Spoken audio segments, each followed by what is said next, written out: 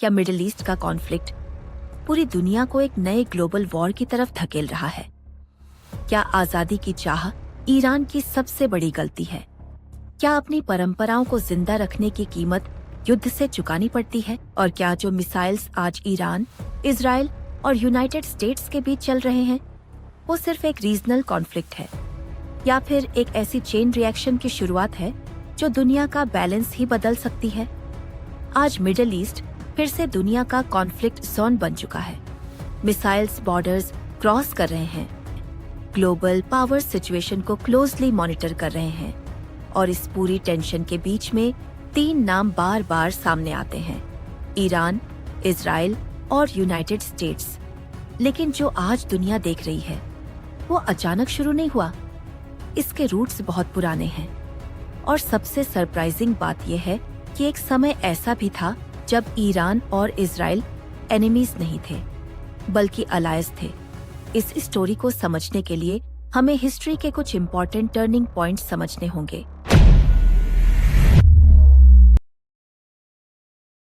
एक ऐसा दौर भी था जब ईरान और इजराइल के रिलेशंस सरप्राइजिंगली बहुत फ्रेंडली थे। 1948 से लेकर 1979 तक ईरान पर शाह मोहम्मद रेजा पहलवी का रूल था। शाह एक प्रो वेस्टर्न लीडर थे और उनकी गवर्नमेंट यूनाइटेड स्टेट्स की क्लोज अलाय थी। बेसिकली सीन ये था कि शाह एक तरह का पपेट रूलर था। मतलब कुर्सी पर वो बैठा था, रिमोट कंट्रोल अमेरिका के हाथ में था। यहीं से जियोपॉलिटिक्स का सबसे पहला रूल समझ आता है: दोस्त या दुश्मन परमानेंट नहीं होते, इंटरेस्ट परमानेंट होते हैं।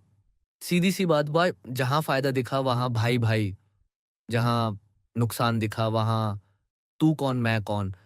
जब इसराइल 1948 में एस्टैब्लिश हुआ तब ईरान उन कुछ मुस्लिम कंट्रीज में से था जिन्होंने इसराइल को अर्ली स्टेज पर एक्सेप्ट किया। मिडिल ईस्ट के पॉलिटिकल लैंडस्केप में उस समय ईरान और इसराइल दोनों को कुछ कॉमन थ्रेट्स दिखते थे, इसीलिए उनका रिलेशनशिप प्रैक्टिकल और स्ट्रैटेजिक था। इसी बीच ईरान में वेस्टर्नाइजेशन बहुत तेजी से हुआ। ये वहां के कट्टर मुस्लिम्स को पसंद नहीं आ रहा था और जब भी आवाज उठाई जाती उसे जबरदस्ती सप्रेस कर दिया जाता। इससे वहां के लोगों में गुस्सा बढ़ रहा था। इसी बीच लोगों के एक लोकप्रिय नेता उभर रहे थे। नाम था आयतुल्लाह रुहुल्लाह खोमैनी। 1979 में एक ऐसा इवेंट हुआ जिसने सब कुछ बदल दिया।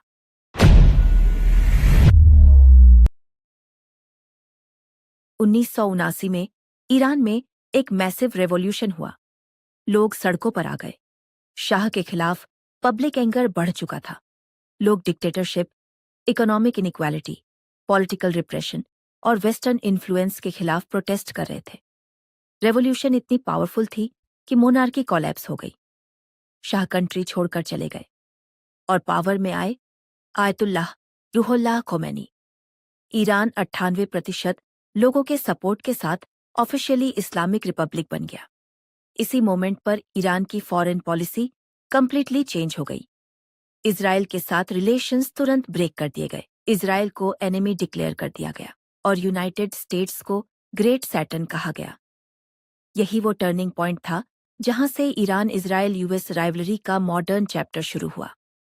लेकिन यहाँ पर एक बात सोचने वाली है, क्या ईरानियन रेवोल्यूशन के बाद लोगों का सिचुएशन अच्छा हुआ?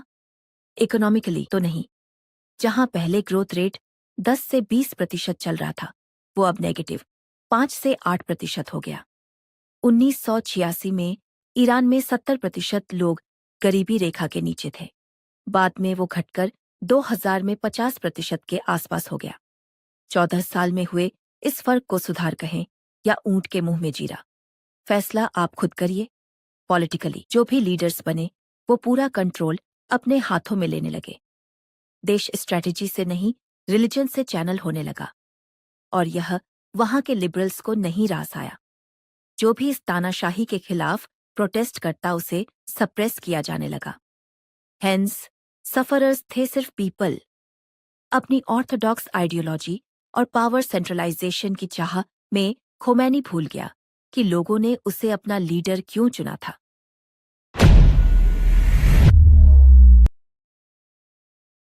ईरान और अमेरिका के बीच टेंशन सिर्फ 1979 से नहीं शुरू हुई थी, इसकी रूट्स और पुरानी हैं।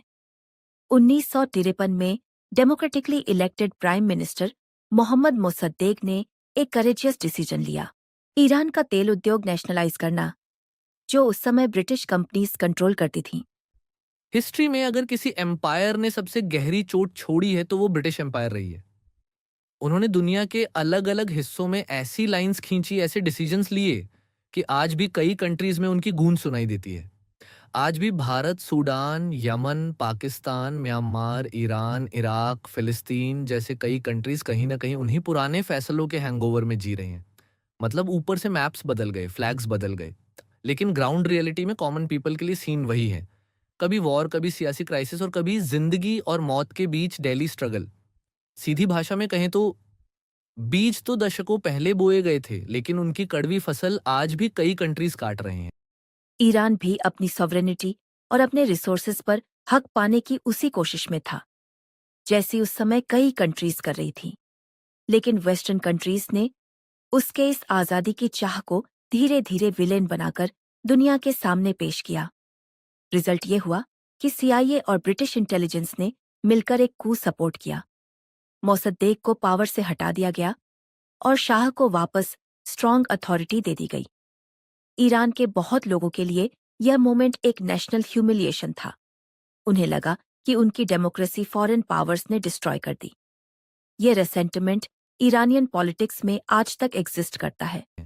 देखो, ब्रिटेन की दखल देने की आदत तो काफी पुरानी है। आज भले ही ब्रिटेन थोड़ा लोकी दिखता हो, लेकिन वही रेस्टलेसनेस अब अक्सर अमेरिका में दिखाई दे जाती है। दुनिया में कहीं भी हलचल हो और वहां अमेरिका ना दिखे, ऐसा तो जैसे स्क्रिप्ट में लिखा ही नहीं होता। और वजह भी काफी सिंपल है। अगर दुनिया में शांति ही शांति रहेगी तो हथियारों का धंधा कैसे चलेगा? जितना ज्यादा टेंशन, इंस्टेबिलिटी और कॉन्फ्लिक्ट होगा, उतना ही आर्म्स इंडस्ट्री की चांदी होगी। चाइना भी शायद मन ही मन खुश होता, लेकिन अभी भी लोगों को चाइना का माल पर उतना भरोसा नहीं हुआ है। खैर, ये तो हुई थोड़ी सी जियोपॉलिटिक्स की गॉसिप। अब वापस आते हैं अपने मेन मुद्दे पर।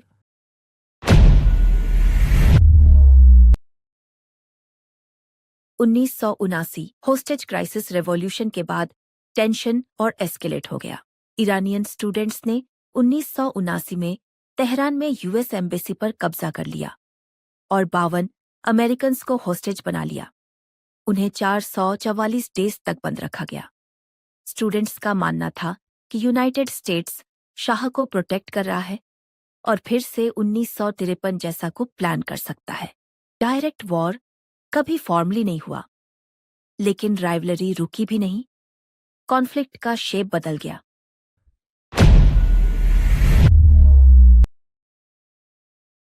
प्रॉक्सी वॉर मतलब खुद लड़ने की मेहनत मत करो, अपने ट्रेंड हाउंड से लड़ाई करवा दो। सीधी भाषा, खुद मैदान में नहीं उतरना। हाँ, बस अपने पाले हुए हाउंड्स को आगे कर दो और बोलो जाओ काम तमाम करो। और मजेदार बात यह है कि प्रॉक्सी वॉर का गेम सबसे पहले कोल्ड वॉर में यूएसए और रूस ने ही पॉपुलर किया था। जैसे अफगानिस्तान में यूएसए ने मुजाहिदीन को सपोर्ट करके सोवियत यूनियन के खिलाफ लड़वाया। लेकिन हिस्ट्री का ट्विस्ट देखो, बाद में ईरान ने भी वही स्ट्रैटेजी यूएसए के खिलाफ यूज करनी शुरू कर दी। मतलब गेम वही, बस प्लेयर्स बदल गए। ईरान ने मिडिल ईस्ट में कुछ ग्रुप्स को सपोर्ट करना शुरू किया। हिजबुल्लाह इन लेबनान, हमास इन फिलिस्तीन, शिया मिलिशियाज इन इराक और हौथिस इन यमन। इजराइल और यूनाइटेड स्टेट्स के अकॉर्डिंग ये टेरर ग्रुप्स हैं, लेकिन ईरान के अकॉर्डिंग ये रेजिस्टेंस मूवमेंट्स हैं जो फॉरेन इन्फ्लुएंस और रीजनल ऑक्यूपेशन के खिलाफ लड़ रहे हैं। इसलिए मिडिल ईस्ट में कई कॉन्फ्लिक्ट्स असल में इनडायरेक्ट प्रॉक्सी वॉर्स बन गए।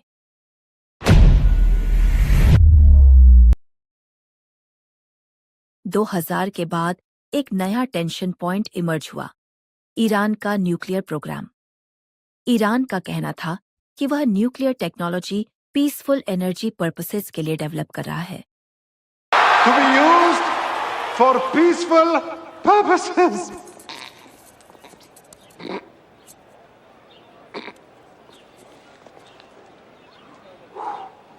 लेकिन इजराइल और यूनाइटेड स्टेट्स को फियर था कि Iran secretly nuclear weapons develop कर रहा है। अगर ईरान न्यूक्लियर बॉम्ब बना लेता तो इजराइल के लिए एग्जिस्टेंशियल थ्रेट क्रिएट हो सकता था और मिडल ईस्ट में न्यूक्लियर आर्म्स रेस स्टार्ट हो सकती थी। इस टेंशन को रिड्यूस करने के लिए 2015 में एक मेजर एग्रीमेंट साइन हुआ। इस डील का नाम था JCPOA, Iran nuclear deal. Deal का लॉजिक सिंपल था। ईरान अपने न्यूक्लियर प्रोग्राम को लिमिट करेगा और एक्सचेंज में यूनाइटेड स्टेट्स और इंटरनेशनल कम्युनिटी सैंक्शंस रिमूव करेगी। लेकिन 2018 में डोनाल्ड ट्रंप की गवर्नमेंट इस डील से विदड्रॉ कर गई। सैंक्शंस वापस लगा दिए गए, जिसमें यह था कि जो ईरान से ट्रेड करेगा यूएसए उसे अपना दोस्त नहीं मानेगा। इस डिसीजन के बाद टेंशन्स फिर रैपिडली एस्केलेट होने लगे।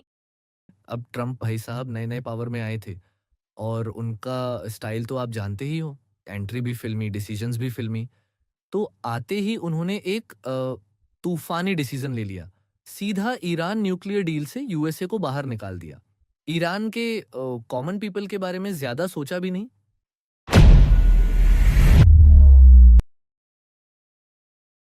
एक बात अब तक सोची कि नहीं, इजराइल और यूएसए का इतना पट क्यों रहा है?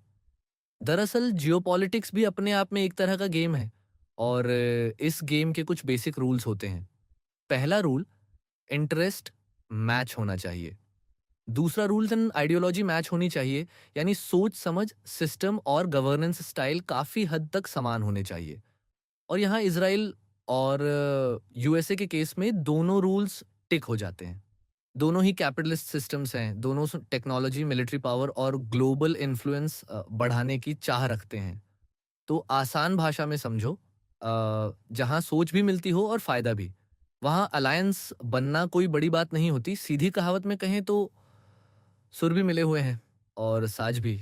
इजराइल ने ईरानियन मिलिट्री इंफ्रास्ट्रक्चर और न्यूक्लियर फैसिलिटीज को टारगेट करना शुरू किया।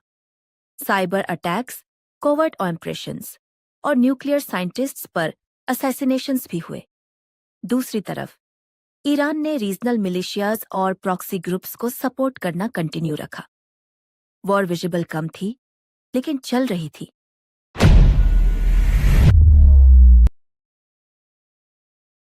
कई सालों तक कॉन्फ्लिक्ट इनडायरेक्ट रहा, लेकिन रीसेंट ईयर्स में एस्केलेशन फास्ट हो गया। अब इस कॉन्फ्लिक्ट को स्टेप बाय स्टेप टाइमलाइन में समझते हैं। 2023 में गाजा वॉर और रीजनल टेंशन्स के बाद ईरान और इजराइल का शैडो कॉन्फ्लिक्ट ओपनली एस्केलेट होने लगा। ईरान ओपनली इजराइल के अगेंस्ट ग्रुप्स जैसे हिजबुल्लाह और हमास को सपोर्ट करता रहा, जबकि इजराइल ईरानियन मिलिट्री साइट्स और प्रॉक्सी ग्रुप्स को टारगेट करता रहा। इस पीरियड से रीजन में प्रॉक्सी अटैक्स, साइबर अटैक्स और कोवर्ट स्ट्राइक्स बढ़ने लगे और टेंशन स्टेडीली ग्रो होती गई। 2024 में पहली बार सिचुएशन और डेंजरस हो गई जब ईरान और इजराइल ने डायरेक्ट मिसाइल और ड्रोन अटैक्स एक्सचेंज किए। इससे पहले दोनों मोस्टली प्रॉक्सीज यूज करते थे, लेकिन अब डायरेक्ट स्ट्राइक्स होने लगे। इस स्टेज पर दुनिया को लगने लगा कि कॉन्फ्लिक्ट रीजनल वॉर में कन्वर्ट हो सकता है। जून 2025 में इजराइल ने ईरानियन न्यूक्लियर और मिलिट्री टारगेट्स पर एयर स्ट्राइक्स किए। इसके रिस्पॉन्स में ईरान ने 150 प्लस बैलिस्टिक मिसाइल्स और 100 से ज्यादा ड्रोन इजराइल पर लॉन्च किए। यह एक मेजर एस्केलेशन था, जिसमें दोनों साइड्स ओपनली मिलिट्री कॉन्फ्रंटेशन में आ गए। 2026 के स्टार्ट में ईरान के अंदर मास प्रोटेस्ट्स और इंटरनल इंस्टेबिलिटी भी चल रही थी, जबकि यूएस और ईरान न्यूक्लियर नेगोशिएशंस भी कर रहे थे। साथ ही यूएसए ने मिडिल ईस्ट में अपना लार्जेस्ट मिलिट्री बिल्डअप शुरू कर दिया। रीजन पहले से ही एक्सट्रीमली टेंस हो चुका था। 28 फरवरी 2026 को यूएसए और इजराइल ने जॉइंट एयर स्ट्राइक्स ईरान पर लॉन्च किए। इस ऑपरेशन में तेहरान और दूसरे सिटीज के मिलिट्री और गवर्नमेंट टारगेट्स हिट किए गए। इसी स्ट्राइक में ईरान के supreme leader Ayatollah Ali Khamenei भी किल हो गए। ये इवेंट असल फुल स्केल वॉर का स्टार्ट बन गया। खामेनेई की डेथ के बाद ईरान ने मैसिव रिटेलिएशन स्टार्ट किया। ईरान ने हंड्रेड्स ऑफ मिसाइल्स और ड्रोन्स इजराइल और यूएस बेसिस पर लॉन्च किए और मिडिल ईस्ट के कई कंट्रीज में टारगेट्स हिट किए। टारगेट्स इंक्लूड करते हैं Israel, Qatar, Bahrain, UAE, Kuwait, Saudi अरब।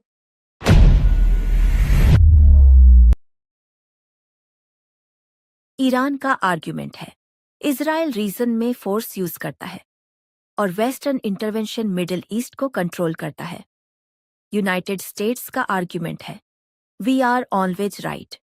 इजराइल का आर्ग्यूमेंट है ईरान मिलिटेंट ग्रुप सपोर्ट करता है और न्यूक्लियर थ्रेट क्रिएट करता है।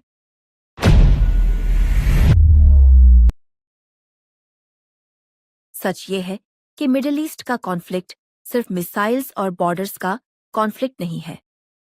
ये हिस्ट्री, पावर, फियर और ट्रस्ट के टूटने की स्टोरी है। हर कंट्री अपने एक्शंस को सिक्योरिटी के नाम पर जस्टिफाई करती है। ईरान कहता है वह रेजिस्टेंस को सपोर्ट कर रहा है। इजराइल कहता है वह अपने एग्जिस्टेंस को प्रोटेक्ट कर रहा है और यूनाइटेड स्टेट्स कहता है वह रीजनल स्टेबिलिटी मेंटेन कर रहा है। लेकिन जब हर साइड अपने आप को डिफेंसिव समझने लगती है, तब दुनिया को एक डेंजरस साइकिल मिलता है, जहां हर रिटेलिएशन अगले वॉर का रीजन बन जाता है। आज जो मिसाइल्स मिडिल ईस्ट के आसमान में दिख रहे हैं, वो सिर्फ आज के डिसीजंस का रिजल्ट नहीं है। वो 70 साल की पॉलिटिक्स, मिसट्रस्ट और पावर स्ट्रगल का रिजल्ट है।